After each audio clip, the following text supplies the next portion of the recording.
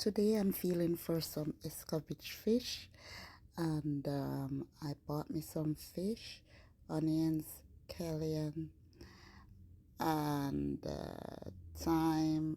No, I think I forget the thyme and scallion and bell peppers. But anyway, I have onion and I have me some carrots and some vinegar. So I'm going to make me some escovitch fish with festival.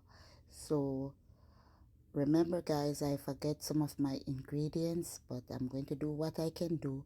So I'll make a part 2 of this video to show you how to make Jamaican escovitch fish.